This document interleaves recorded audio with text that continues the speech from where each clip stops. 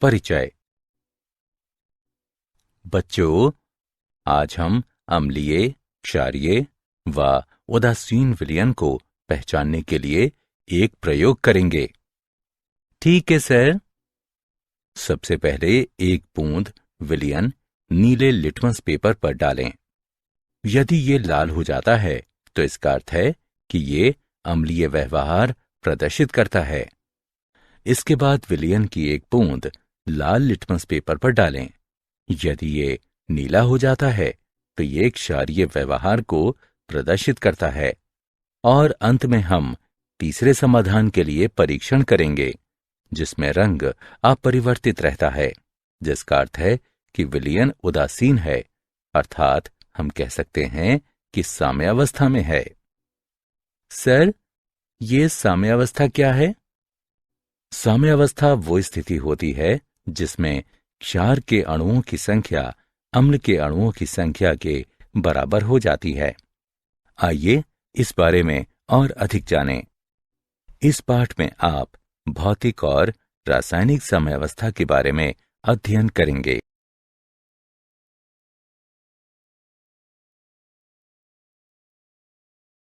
उद्देश्य। इस पाठ के अंत में आप निम्न करने में सक्षम हो जाएंगे। विलयन में आयनीय साम्यावस्था का वर्णन करना, अम्ल, क्षार व लवण की अवधारणा की चर्चा करना, पीएच स्केल का वर्णन करना, अम्ल शक्ति को प्रभावित करने वाले कारकों की चर्चा करना, लवणों के जल अपघटन और उनके विलयन के पीएच की चर्चा करना, बफर विलयन का वर्णन करना, विलेयता गुणनफल स्थिरांक को परिभाषित करना।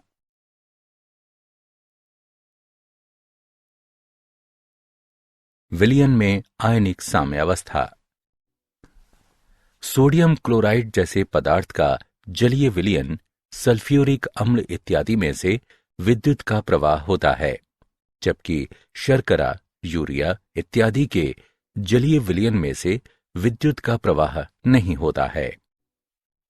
वे पदार्थ जिनमें से होकर विद्युत का प्रवाह होता है विद्युत अपघट्य यानी इलेक्ट्रोलाइट कहलाते हैं, जबकि जिन पदार्थों से होकर विद्युत का प्रवाह नहीं होता है वे विद्युत अनपघट्य यानी नॉन इलेक्ट्रोलाइट कहलाते हैं।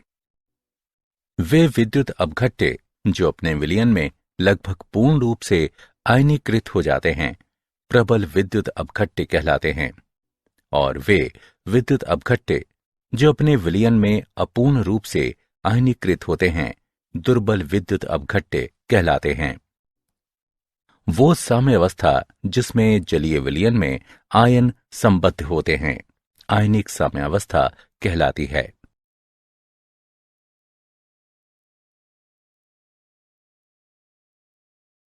अम्ल, क्षार व लवण।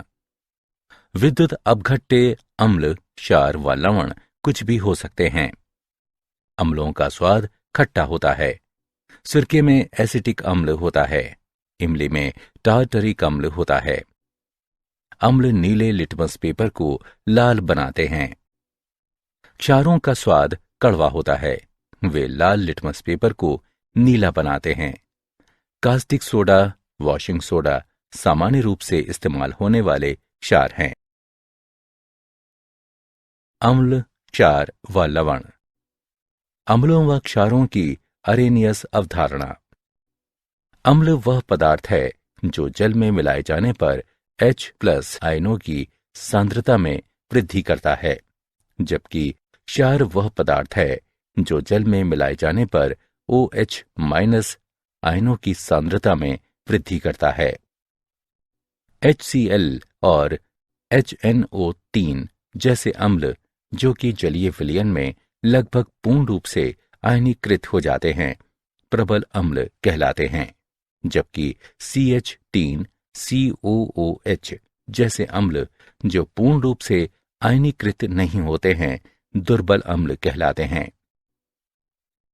इसी प्रकार जो क्षार जलीय विलयन में लगभग पूर्ण रूप से आयनीकृत हो जाते हैं प्रबल क्षार कहलाते हैं, जैसे NaOH और KOH, NH4OH जैसे क्षार जो कि आंशिक रूप से आयनीकृत होते हैं, दुर्बल क्षार कहलाते हैं। H+ आयन इलेक्ट्रॉन की हानि से निर्मित होता है, इसलिए ये एक साधारण प्रोटॉन है और स्वतंत्र रूप से विद्यमान नहीं रह सकता है। इसलिए ऐसा माना जाता है कि ये H3O+ के रूप में जल के साथ संयोजन में जल मिश्रित स्वरूप में विद्यमान रहता है। H3O+ आयन हाइड्रोनियम आयन कहलाता है। इसी प्रकार हाइड्रोक्सिल आयन जल मिश्रित होकर H3O2- आयन बनाता है।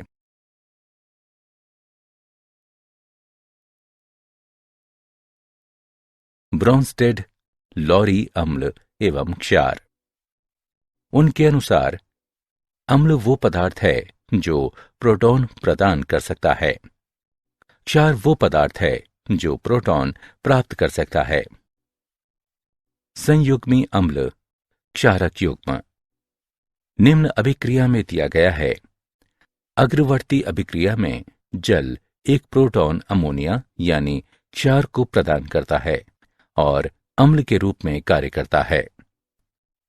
पश्चिमवर्ती अभिक्रिया में NH4+ आयन एक प्रोटॉन OH- आयन यानी क्षार को देता है और अम्ल के रूप में कार्य करता है।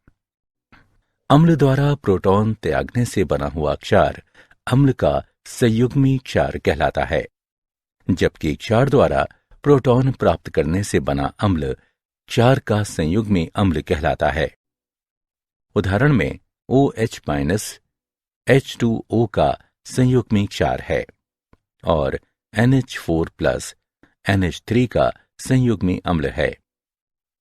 अम्ल क्षारक युग्म जैसे कि H2O/OH- और NH4+ बटे NH3 जिनका निर्माण प्रोटॉन की हानि या प्राप्ति से होता है, संयुग्मी अम्ल क्षारक युग्म कहलाते हैं।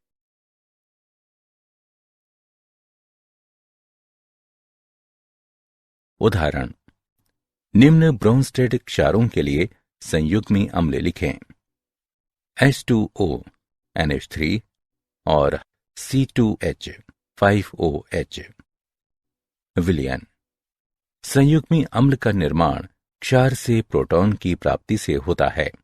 इस तरह दिए गए क्षारों के लिए संयुग्मी अम्ल निम्न हैं।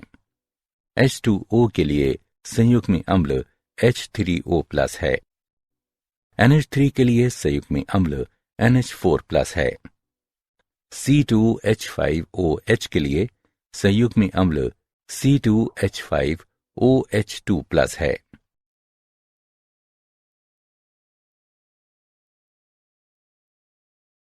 लेविस अम्ल एवं क्षार। लेविस की अवधारणा के अनुसार अम्ल वो पदार्थ है जो इलेक्ट्रॉनों के युग्म को ग्रहण कर सकता है। क्षार वो पदार्थ है जो इलेक्ट्रॉनों के युग्म को प्रदान कर सकता है। उदाहरण के लिए अभिक्रिया में BF3 अम्ल के रूप में कार्य करता है।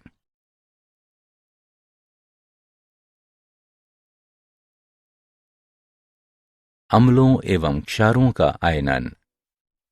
जल और इसके आयनिक उत्पादों का आयनन स्थिरांक। शुद्ध जल एक दुर्बल विद्युत अपघट्य है और समीकरण के अनुसार आयनीकृत होता है, अथवा सामान्य रूप से इस तरह से लिखा जाता है, जिसके लिए आयनन स्थिरांक निम्न के द्वारा निरूपित किया जाता है। Ki बराबर H+ की सांद्रता गुणे OH- की सांद्रता बटे H2O की सांद्रता। चूंकि जल आंशिक रूप से आयनीकृत है, इसकी ज्ञात होने वाली सांद्रता आंशिक रूप से आयनीकृत होगी। इसकी सांद्रता आयनन स्थिरांक Ki के साथ संयोजित हो सकती है और एक नया स्थिरांक देती है, जो जल का आयनिक गुणनफल Kw कहलाता है। माना ये समीकरण 1 है शुद्ध जल में OH- की सांद्रता H+ के बराबर होती है। इसलिए 25 डिग्री सेल्सियस पर जल में H+ का मान ज्ञात किया जाना है। इस तरह 25 डिग्री सेल्सियस पर आयनिक गुणनफल का मान बराबर है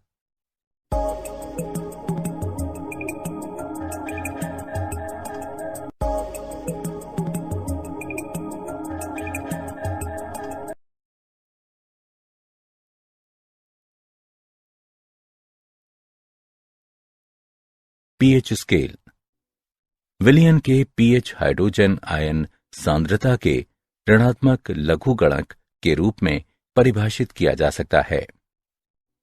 25 डिग्री सेल्सियस पर उदासीन जल के लिए pH बराबर -log 1.0 गुणे 10 की घात -7 जो कि 7 के बराबर है।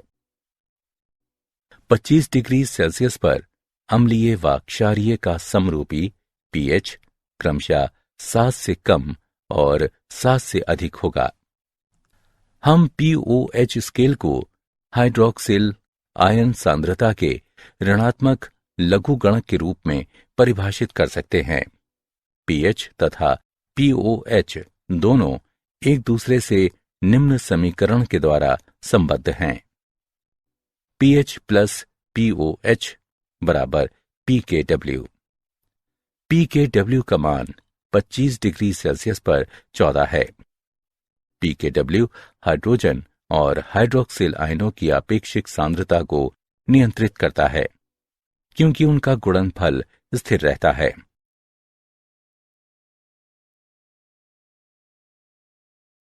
दुर्बल अम्लों का आयनन स्थिरांक। दुर्बल अम्ल HX के विषय में विचार करें जो कि जलीय विलयन में आंशिक रूप से आयनीकृत होता है और इसे HX की आरंभिक सांद्रता के रूप में निरूपित किया जा सकता है जो माना कि C है। माना आयनन परिवर्तन का प्रसार अल्फा है तो HX साम्य सांद्रता C- अल्फा है। H3O+ साम्य सांद्रता प्लस C अल्फा है तथा X- साम्य सांद्रता प्लस C अल्फा है। अभिक्रिया के लिए साम्य स्थिरांक है Ka बराबर C वर्ग अल्फा वर्ग बटे C गुणे 1 - अल्फा। Ka बराबर C अल्फा वर्ग बटे 1 - अल्फा।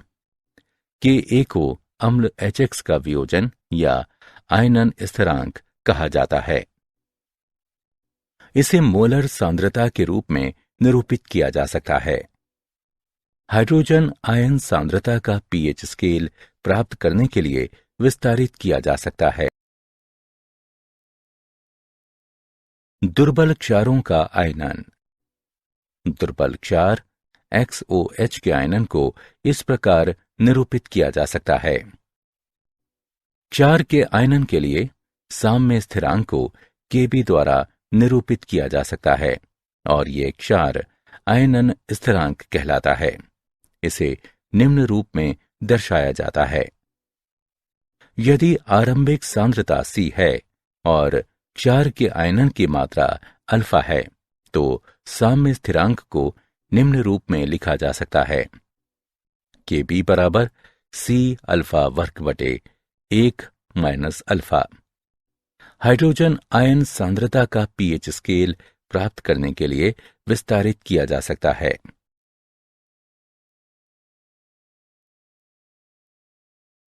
Ka और Kb के मध्य संबंध। अभिक्रिया के लिए साम्य स्थिरांक एकल अभिक्रियाओं का गुणनफल होता है। इसे निम्नानुसार प्रदर्शित किया जा सकता है। Knet बराबर K1 K2 K3 इत्यादि।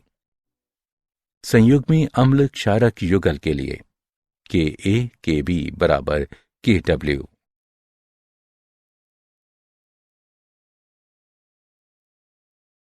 द्वि तथा बहुक्षार की अम्ल एवं द्वि तथा बहुअम्लीय क्षार।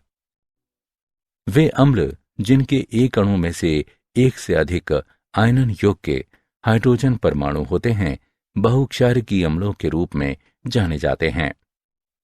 द्विक्षारकीय अम्ल H2M के लिए माना ये अभिक्रिया 1 है, माना ये अभिक्रिया 2 है। अभिक्रिया 1 के लिए साम्य स्थिरांक निम्न है। Ka1 को प्रथम आयनन स्थिरांक कहा जाता है। अभिक्रिया 2 के लिए साम्य स्थिरांक निम्न है। Ka2 को द्वितीय आयनन स्थिरांक कहा जाता है।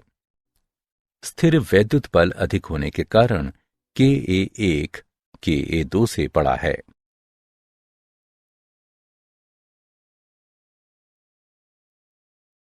अम्ल सामर्थ्य को प्रभावित करने वाले कारक।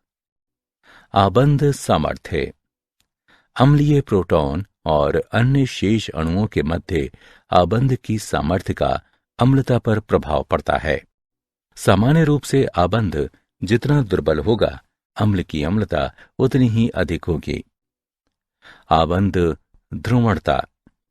अम्लीय हाइड्रोजन एवं अन्य परमाणु के मध्य उच्च ध्रुवीय आबंध प्रोटॉन के लिए अणु को छोड़ना आसान बनाता है और इसे अध्रुवीय आबंध की तुलना में अपेक्षाकृत अधिक अम्लीय बनाता है। उसी पंक्ति में तत्वों की अम्लों के लिए आबंध सामर्थ्य एक दूसरे के और अधिक समानता की ओर प्रवृत्त होते हैं और इसलिए अम्ल की सामर्थ्य निर्धारण में आबंध की ध्रुवणता महत्वपूर्ण भूमिका निभाता है। क्योंकि ध्रुवणता संबंधित परमाणुओं की वैद्युत ऋणात्मकता पर निर्भर होती है, अम्ल की सामर्थ्य में वैद्युत ऋणात्मकता के साथ बढ़ोतरी की प्रवृत्ति होती है, क्योंकि आबंध अधिक ध्रुवणता की ओर प्रवृत्त होता है।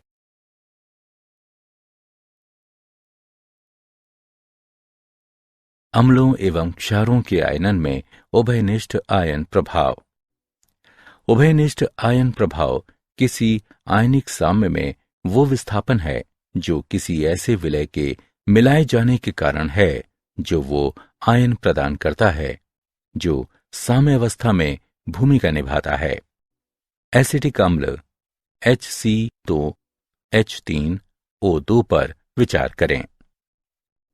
यदि हम इस विलयन में जलीय HCl मिलाएं, हम जानते हैं जलीय HCl प्रबल अम्ल है। ये जलीय HCl आयन प्रदान करता है जो एसिटिक अम्ल आयनन के लिए समीकरण में दाएं पक्ष में उपस्थित है। ली चैटेलियर के सिद्धांत के अनुसार साम्य संयोजन बाईं ओर स्थानांतरित हो जाएगा। एसिटिक अम्ल के आयनन की मात्रा में एक प्रबल अम्ल के मिलाए जाने पर कमी आती है। एसिटिक अम्ल के आयनन में जलीय HCl द्वारा ये कमी उभयनिष्ठ आयन प्रभाव का एक उदाहरण है। लवणों का जलापघटन तथा उनके विलयनों का pH। जलापघटन वह प्रक्रिया है जिसमें जल लवण से अभिक्रिया करके अम्ल एवं क्षार बनाता है। दुर्बल अम्ल एवं प्रबल क्षार वाला लवण। लवण MX का जलापघटन इस प्रकार का है। MX के विलयन में प्रबल क्षार MOH का पूर्ण वियोजन होता है, जबकि दुर्बल अम्ल HX लगभग अवियोजित रहता है। इस प्रकार के विलयन का pH 7 से अधिक होता है। लवणों का जलापघटन एवं उनके विलयनों का pH। प्रबल अम्ल एवं दुर्बल क्षार का लवण। लवण MX का जलापघटन इस प्रकार का है। MX के विलयन में प्रबल अम्ल HX का पूर्ण वियोजन होता है, जबकि दुर्बल क्षार MOH लगभग अवियोजित रहता है। इस प्रकार के विलयन में pH 7 से कम होता है। दुर्बल अम्ल एवं प्रबल क्षार वाला लवण। लवण MX का जलापघटन इस प्रकार का है। एमिक्स विलयन में दुर्बल अम्ल और दुर्बल क्षार दोनों आंशिक रूप से अवियोजित स्वरूप में रहते हैं। इस प्रकार के विलयन का पीएच निम्न है। पीएच बराबर 7 + 1/2 गुणे pKa माइनस pKb। यदि pKa माइनस pKb का मान pH 7 से अधिक है व धनात्मक है, और यदि pKa माइनस pKb का मान pH 7 की अपेक्षा कम है व ऋणात्मक है।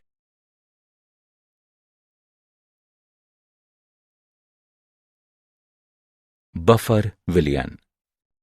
बफर विलयन को ऐसे विलयन के रूप में परिभाषित किया जाता है जो अम्ल या क्षार की अल्प मात्रा मिलाए जाने पर पीएच में परिवर्तन का प्रतिरोध करता है। बफर क्रिया। बफर विलयन की वह क्षमता है जो अम्ल व क्षार मिलाए जाने पर पीएच में परिवर्तन का प्रतिरोध करती है। बफर क्रिया कहलाती है। नाइट्रिक अम्ल या हाइड्रोक्लोरिक अम्ल जैसे प्रबल अम्ल कम पीएच पर बफर के रूप में कार्य करते हैं।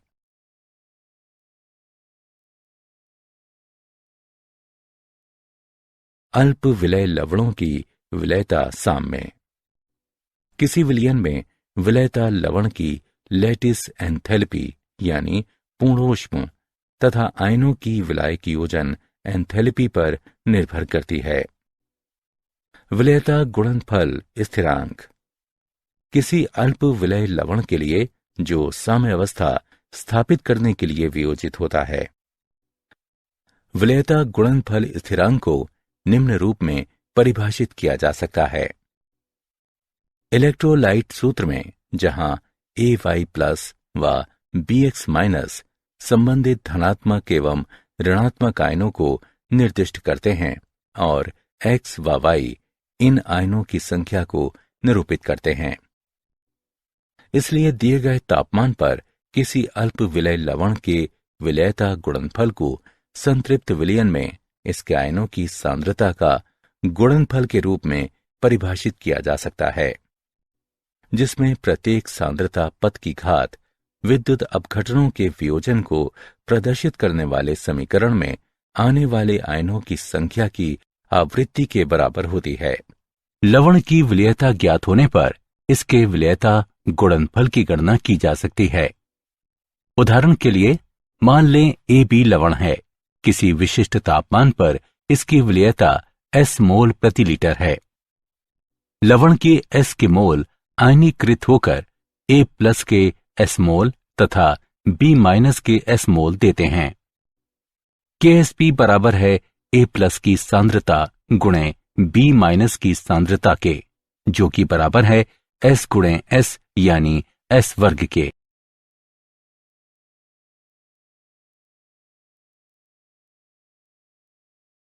आयनिक लवणों की विलयता पर उभयनिष्ठ आयन प्रभाव। यदि NaCl विलयन में AgCl विलयन मिलाया जाए जिनमें उभयनिष्ठ आयन के रूप में Cl- है, तो AgCl की विलयता कम हो जाएगी, क्योंकि NaCl से Cl- निकलकर Ag+ के साथ संयोजित होकर बनाता है।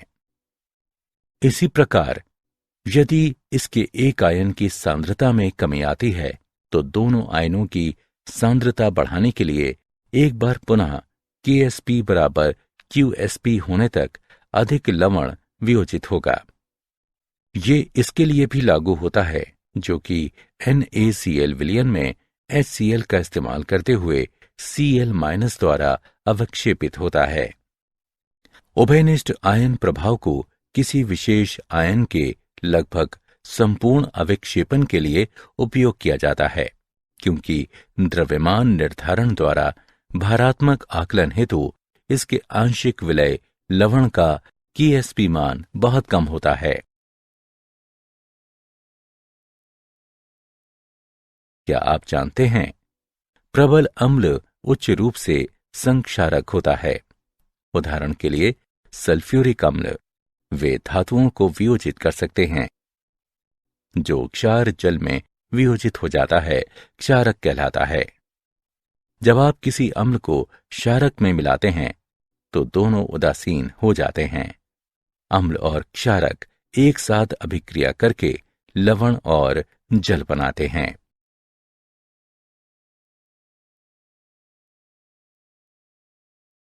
सारांश। आइए हमने जो कुछ सीखा है उसे संक्षेप में दोहराएं। वह साम्य जिसके जलीय विलयन में आयन सम्मिलित होते हैं आयनिक साम्य कहलाता है। अरेरियस के अनुसार अम्ल वो पदार्थ है जिसे जल में मिलाने पर H+ आयनों की सांद्रता में बढ़ोतरी होती है, जबकि क्षार वो पदार्थ है जिसे जल में मिलाने पर OH- आयनों की सांद्रता में बढ़ोतरी होती है। बोन्स्टेड एवं लॉरी के अनुसार अम्ल वो पदार्थ है जो एक प्रोटॉन प्रदान कर सकता है। क्षार वो पदार्थ है जो एक प्रोटॉन ग्रहण कर सकता है। वह क्षार जो अम्ल द्वारा त्यागे गए प्रोटॉन के कारण बनता है अम्ल का संयुग्मी क्षार कहलाता है, जबकि वो अम्ल जो क्षार द्वारा ग्रहण किए गए प्रोटॉन के कारण बनता है क्षार का संयुग्मी अम्ल कहलाता है। लेविस के अनुसार अम्ल वो पदार्थ है जो इलेक्ट्रॉनों के युग्म को ग्रहण कर सकता है। क्षार वो पदार्थ है जो इलेक्ट्रॉनों के युग्म को प्रदान कर सकता है।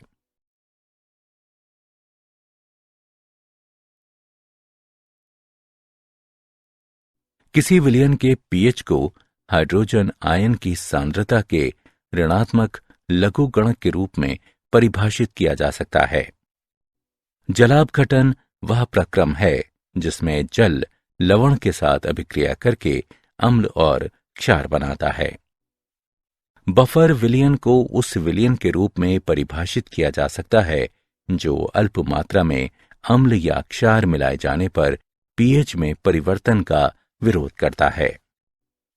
दिए गए तापमान पर किसी अल्प विलय लवण के विलयता गुणनफल को संतृप्त विलयन में इसके आयनों की सांद्रता का गुणनफल के रूप में परिभाषित किया जा सकता है, जिसमें प्रत्येक सांद्रता पद की घात विद्युत अपघटनों के वियोजन को प्रदर्शित करने वाले समीकरण में आने वाले आयनों की संख्या की आवृत्ति के बराबर होती है।